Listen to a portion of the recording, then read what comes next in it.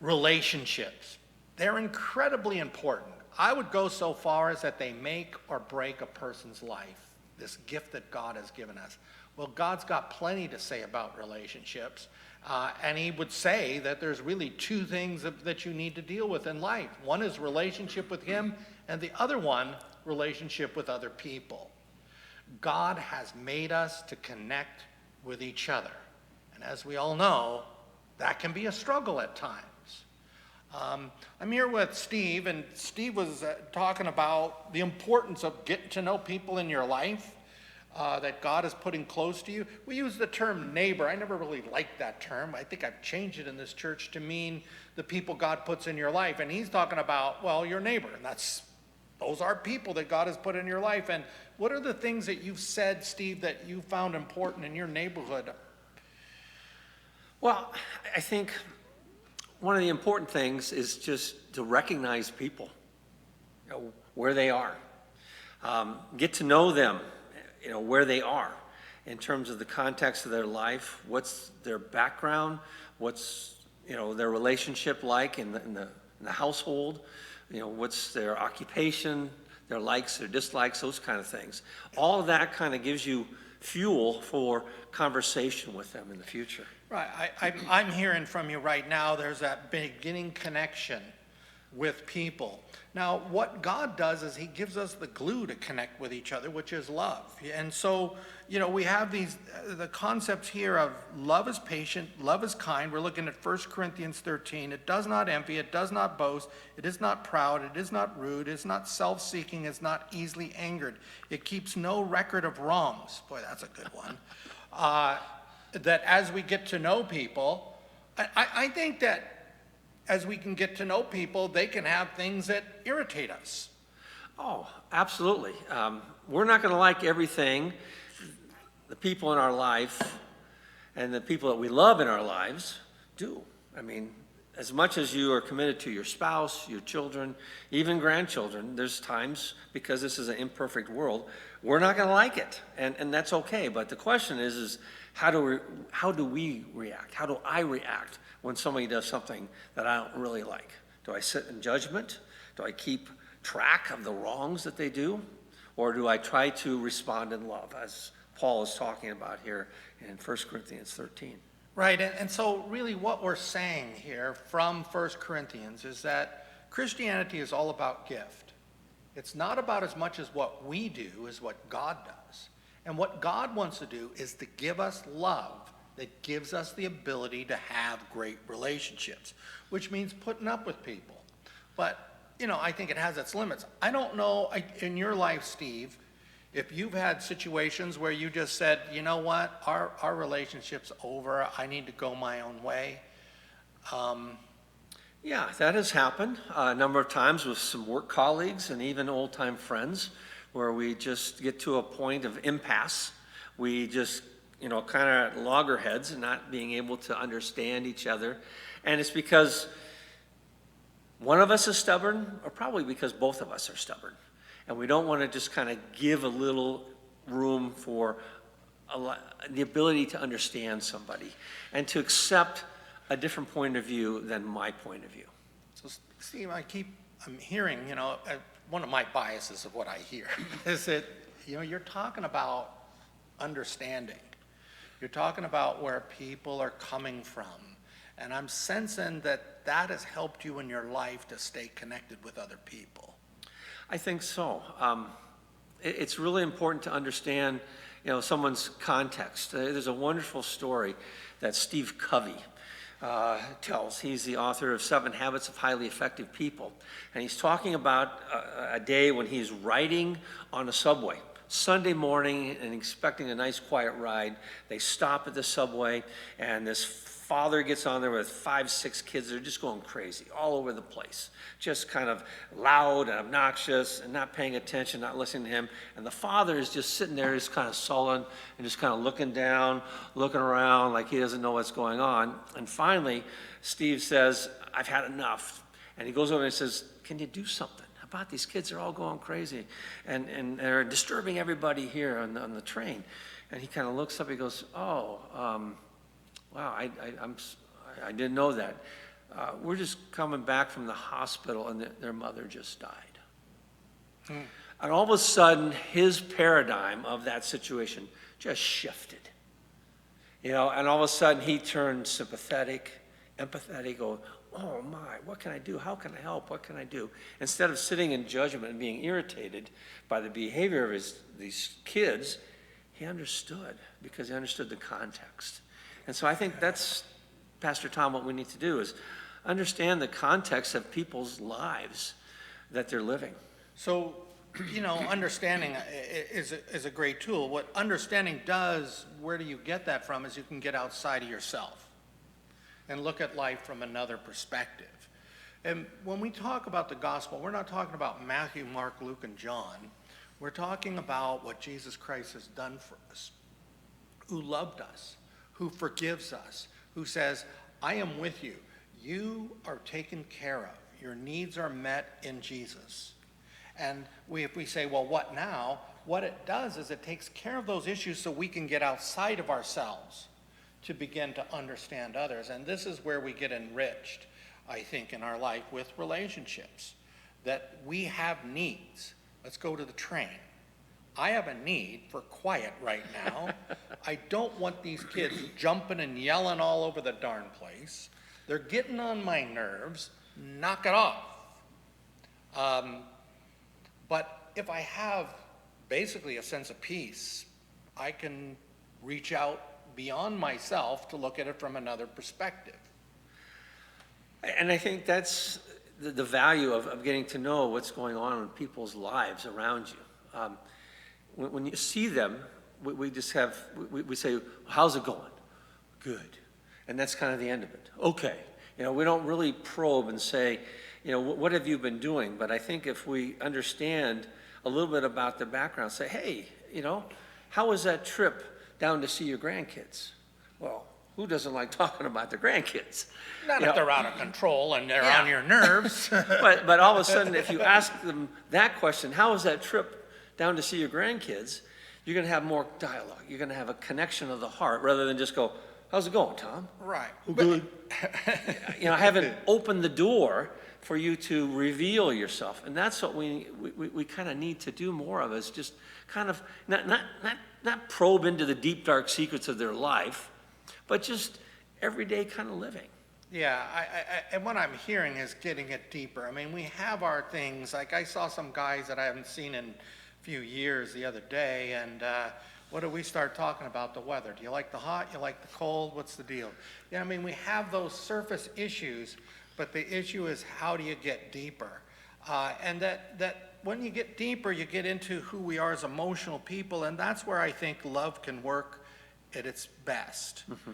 But also, I think as you look at Paul's writing in 1 Corinthians, it's the issues that we can find in other people that can get on our nerves and want to get away from them. Even our grandkids, it was it. But again, we go back to, where do we get the capacity to hang in with people? And I think we all have our limits, Steve. We do. We do have our limits. But Paul here in 1 Corinthians 13:4 gives us two things that we can kind of hang our words on, kind of a hook. Love is patient. Love is kind. So if we can think about those two things, how can I be patient today when I'm driving? How can I be kind today when I'm driving? How can I be patient when I'm in the market, when I'm in the store? How can I be kind to somebody, who gets too close to me when I'm picking out vegetables? And we often forget that, because patience and kindness aren't always at the top of our list. It's more about, I want efficiency of time. I want to get through this line. I don't want to have interaction with people. And we just kind of withdraw from the ability to connect with people around us, even those people who we might not ever see again, but we can be kind to them, and that can help them in their day. Steve, I'm hearing two things so far from you. One, I'm hearing the importance of understanding. You don't know the context for behaviors that we don't like. Well, actually, I'm hearing three. And before that, we heard get connected even in a light way. And now what I'm hearing from you is from this verse where you're saying, and this has been, because when you said it, it's going on in my life. It's been going on maybe the last couple years. This verse has been hitting me, and you got putting it into your psyche. Love is patient, love is kind. It does not envy, it does not boast. Well, not the envy and boasting, but love is patient, love and kind for me. God has put the word in his word into your mind. And this is what really we're talking about, thinking that these are the things that are helping you get connected with people. And these are a lot of strangers, like at the grocery store. Come on now, or you know what gets me is people standing in doorways. Oh, yeah, want to talk about that? What really gets me? What's that? People going the wrong way at IKEA. I just can't I've stand never it. even been to IKEA. You haven't been to IKEA? It's We a don't even store have one in- where it just all goes one way in the map, and you look at all of the products there, and then there's always somebody going the wrong way. And I encountered that not too long ago, and I just had to be patient, thinking, okay, they're going back to get something, they're going back to see something, they've lost their way, because if you've ever been to IKEA, it can be very confusing, even though they have a map. Every so often they have I gotta lights go to on the floor. IKEA. You got to go to IKEA. I mean, great sermon illustrations from IKEA. But there's little things that get on our nerves, and we just have to get past that because God has given us the capacity in Christ to get beyond that. You look at his example, those disciples, were probably getting on his nerves a lot, especially a guy named Peter, don't you think? Well, right. I mean, you can see that he's saying, how much longer must I be patient with you? But you bring up an interesting point here that we are used to life going a certain way. What's going on in my life right now is we're getting our fireplace. The old one out, the new one in. Well, the guy said we got to do more work, so he went up to the top shelf, tore it all out with our Wi-Fi. We got no Wi-Fi. And it says spaghetti wires at home. And I'm like, man, you know what? I find myself addicted to being online and Wi-Fi. There's so many things in our life that we expect that they have certain patterns, like IKEA. And when the pattern changes, we turn back into ourselves and we get irritated. Yes, we do. That's why they say people who first get married, they both bring their patterns into a relationship, and sometimes they fight like cats and dogs. Yeah. And they're little things. I mean, is it really a big deal at IKEA?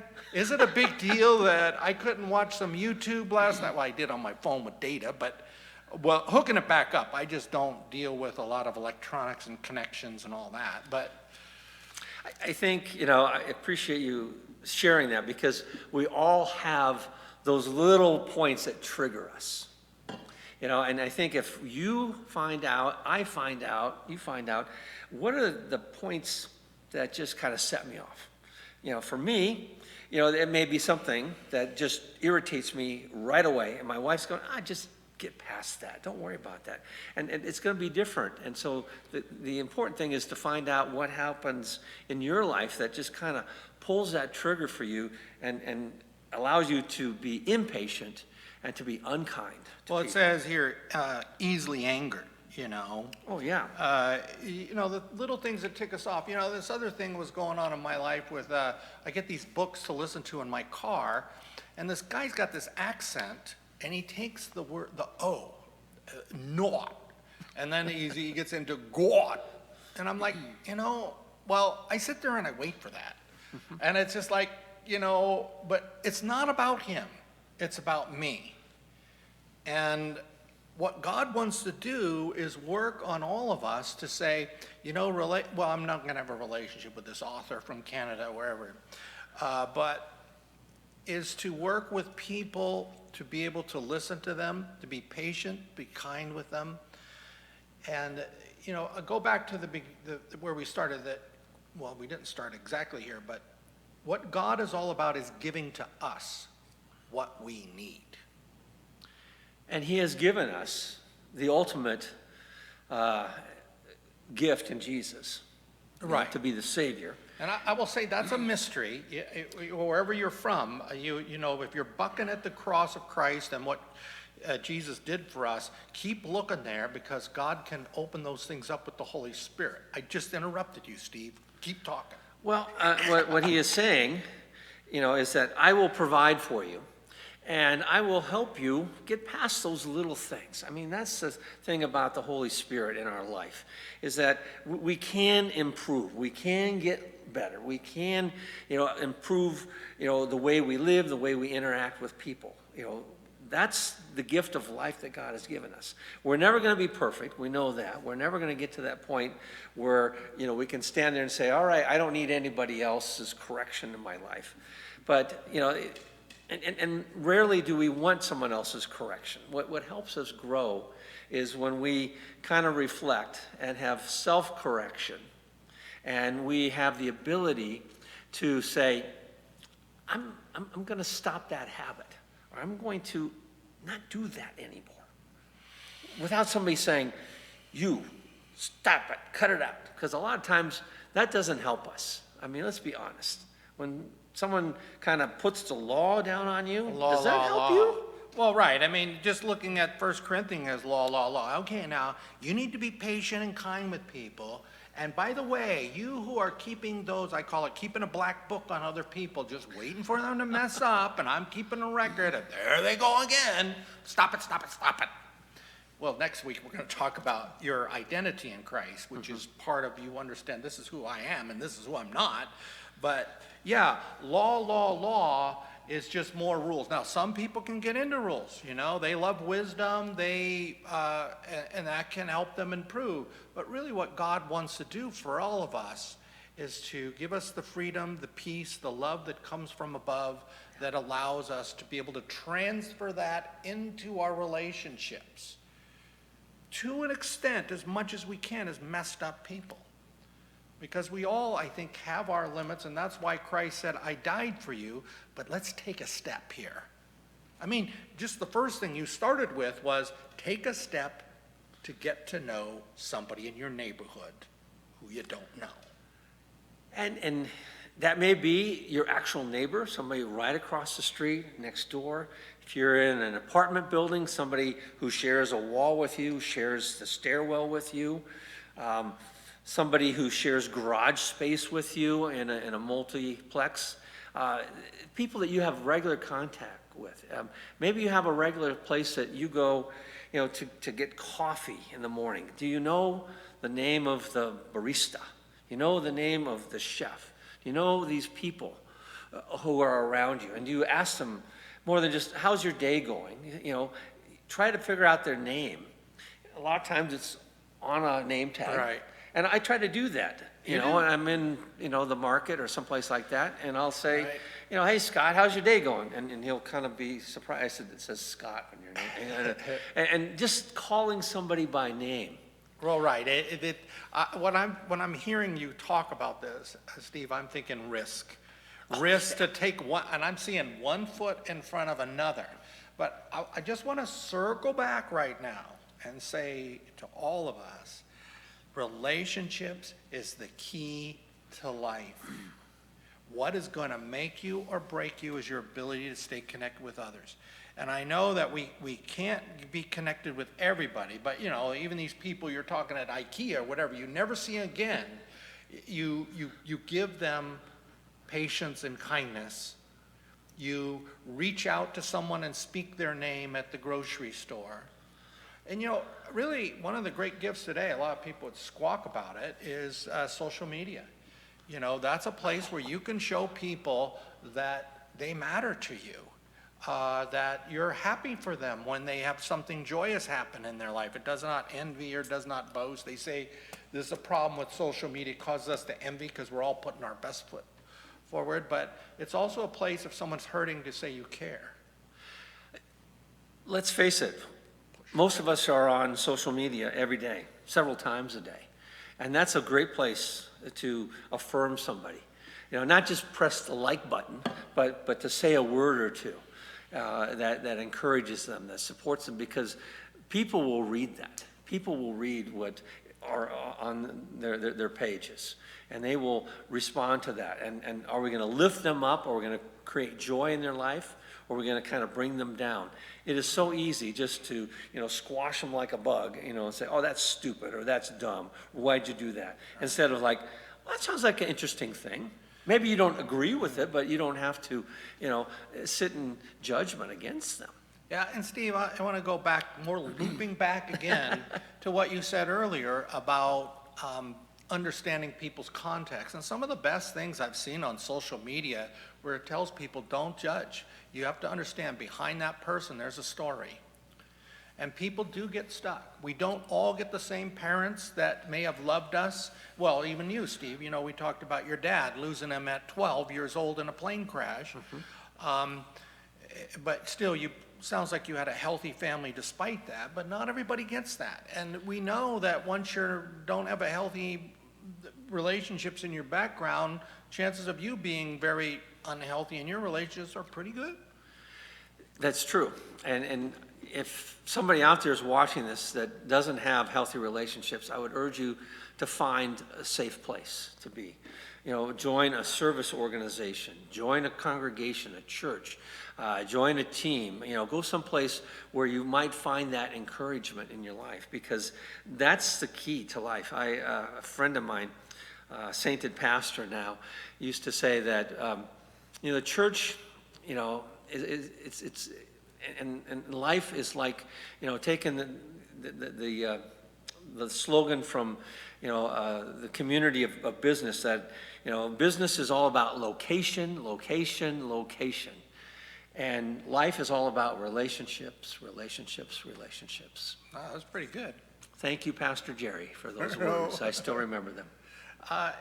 Yeah, and again, wherever you're at here, okay, look, these things are very important to your life. It's important to my life. It's not that Steve and I are saying we got all this stuff down, but what God is doing for us is putting these issues in front of us.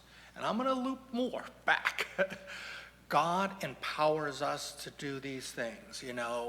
I might be encouraged by what I've heard from you already, Steve, is to take some risk.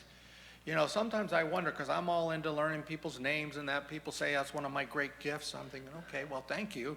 But sometimes I don't know, like in our society, when we're ready for names. And when I see people and I call them out by name, they don't know my name. And I say, oh, or they forget it, And so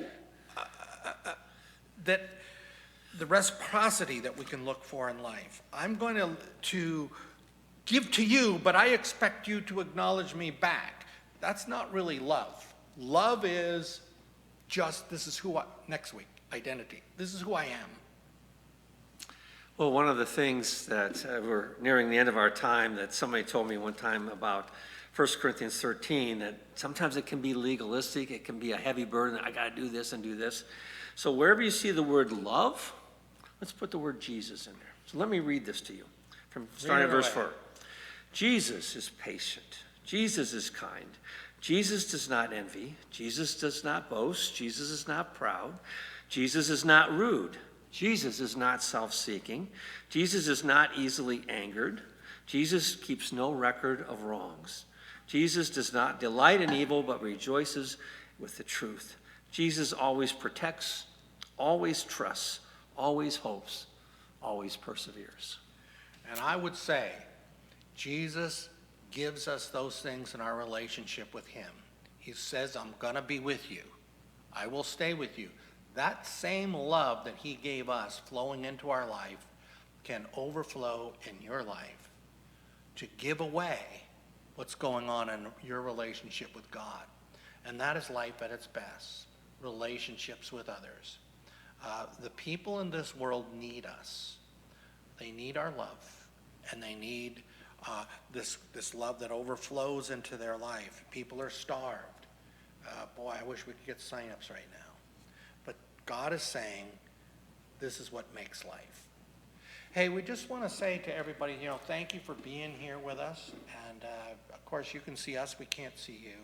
I got some good encouragement from Steve here today, as well as from the text. And I hope you did too. To live the life that God calls you to live. If you'd like to come back and see us again, we'd love to have you. Hey, if you're in the Sonora area, Sonora, California, Sonora people think we're in Mexico.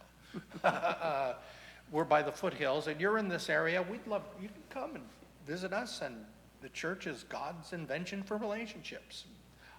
Love to see us. Check us out on the web, and you can hear about more. But anyway, God's peace. Glad you could be with us today.